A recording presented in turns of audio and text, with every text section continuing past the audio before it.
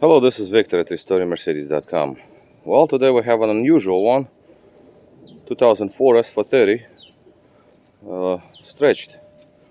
So, and this one had some issues, a bunch of electrical problems, of course, because this is not a custom vehicle. I mean, this is not a factory vehicle anymore. It's all redone. But we have a pretty interesting piece. Now, I'm not gonna go crazy about what was done. Basically, we just want to see what's inside and how it's made and what it looks like for the most part. So here we got 17-inch rims, one size up. We have some Lorenzer side skirts, it appears. We'll have a Lorenzer front bumper.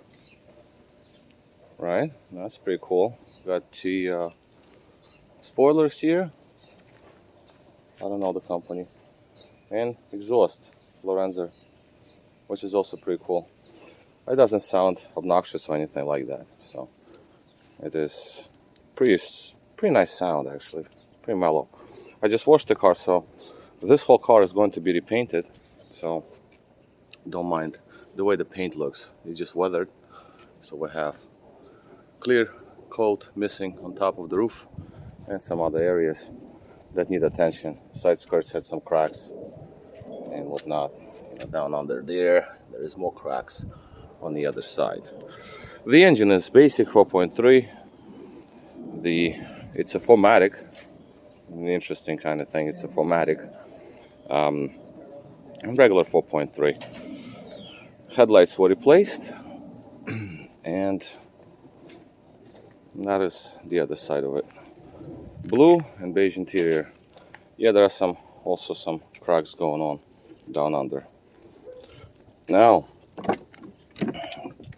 this car came with dynamic seats, and that system was disconnected because there's no point dynamic seats in a limousine, and also they only work for the front seats anyway.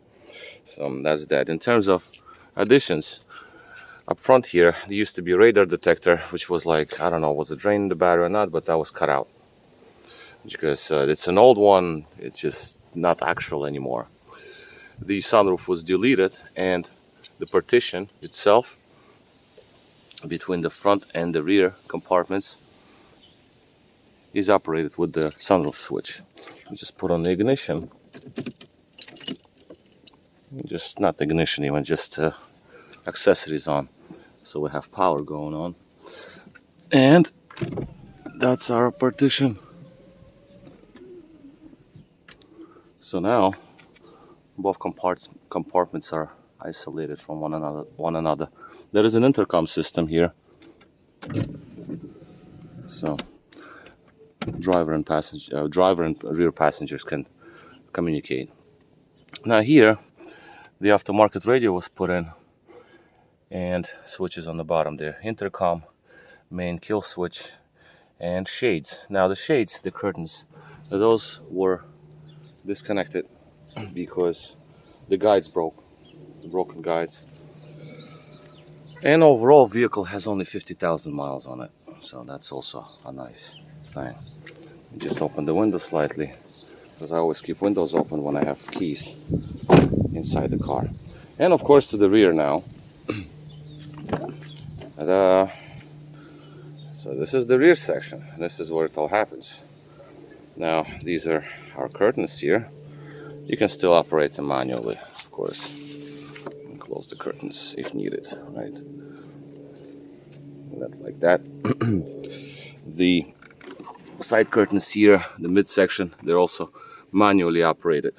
So you can open and close them, but they're closed. The dashboard is an interesting kind of solution here. Whereas the left-hand drive and right-hand drive front dashboard, as you can see, were joined together and then became pretty nice, actually. Very interesting. Alright, so that's that. Up here, the compartment here, there used to be a television, and that is no longer because it was an old television, not even high definition, I believe. So that was cut out, and now there is this screen here, and rear entertainment is via this screen. The climate control is also preserved from a factory S-Class You got the lights here. You can change them, make them blink with voice control and different colors or whatever, you know, solid colors, stuff like that.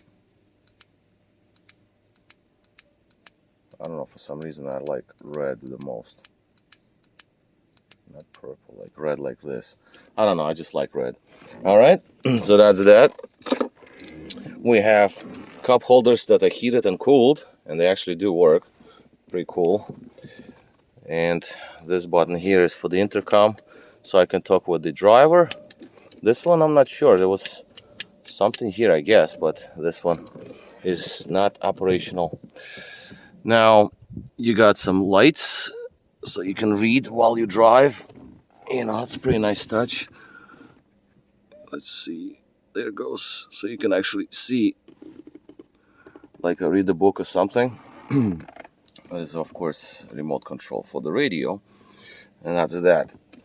Down under is a small storage with some vodka in it and USB ports to charge things. All right, and the seats, of course. The seats, these are the custom seats. So the way they operate is this: you push the factory button forward, the seat extends forward. That's just leather rubbing against each other, nothing to worry about. And then you got the feet support, extend. Then you got an extra extension, and it stops. So this is basically like a lounge position, which is pretty nice. And that's how they did it. It was a nightmare situation with the all relays. There's like 8 relays on this side and 9 relays on the other side. This is all operated via relays with some logic made with relays, no computers or anything. So that is pretty interesting. Well, I guess back then when that's how they would have it done. And same here. This is the driver, rear driver side. So same, pretty much same operation on the seat. So rises up, extra extension come out, and then lounge position like that. Pretty cool.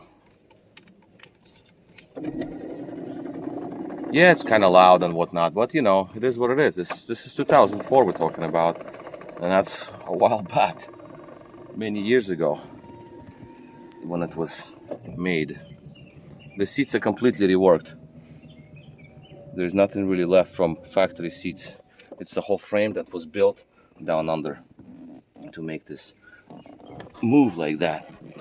Clock is regular analog clock. It's just drilled in and installed there. And that's basically will be all. The rear curtains are left open because again guides are broken and stuff like that, so they're left alone. And that would be all. Now this car at some point of time had a bunch of different electronics, right? And the trunk itself was filled with wires, lots of wires. And I believe at some point of time this car had a computer, like a full-fledged PC, personal computer. And those wires back there, that's just some of them, because the panels here, they're sort of loose because they're custom panels, but there are so many different wires there. They all had to be sorted to get some other accessories to operate, some openings there. Like I said, this trunk was filled up with a bunch of other accessories that are no longer in use. Now we have this kill switch here, which is a nice touch, and the car is stored for a while, for a long period of time. You have a kill switch so it doesn't drain the battery. But the trunk pieces here, they will need to be reworked, but that's, I'm not an upholstery person, I don't do this kind of things. But trunk didn't work also, so now it does work. This is electric trunk. which is nice. So you don't have to pull the trunk down when you want to close it.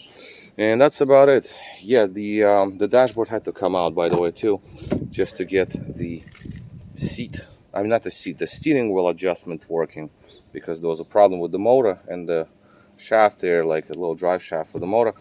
SAM control module was flooded with water. Somebody didn't put the panel right, and that had to be replaced. In terms of the position, seating over here, not comfortable at all, because most comfort is left to the rear passenger, of course. The front passengers here, the front passenger seat is, not to mention that it's a 4MATIC, so you have a bump over there. Then the seat is also very close. But again, comfort is for the rear passengers only. And the front, it is what it is. And that basically would complete this sort of a review.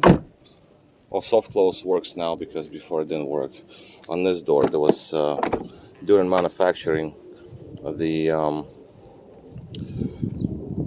one of the lines was cut, it was damaged. So, because it was damaged, there was no pressure going into the, I mean, it was going into the door, but it was not, it was timing out, basically. It was timing out all the time. So here we'll move the curtains, and we'll move the seat back. But it's very, very cozy in here. I like it, actually.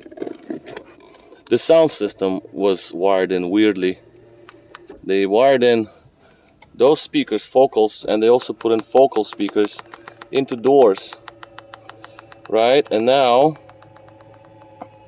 you have 4 speakers right in front of you, and then there was no subwoofer connected, so I just wired in an extra amplifier and connected the subwoofer. So the rear compartment here has a really nice sound with subwoofer.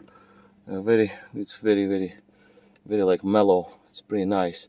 I like that now. Before I didn't like it a bit. Now I do like it. Without subwoofer, it was just like very harsh and no bass, basically. So I don't know why they did it like that, but that was also corrected. And I guess that would be all. The lumbars are leaking, so those were disconnected. Lumbar supports. Heated seats do work. Ventilation on seats, you know, the ventilated seats also work. Motors kick in, you feel it. Climate control, the heat didn't work, so that is corrected. There's some loose things inside doors. Those were taken apart and found like some that like bolts were like left in the door, and just like it was laying there, and every time you would open and close the door, you would have this crazy rattling sound. It was so embarrassing, actually. But now all of that is corrected.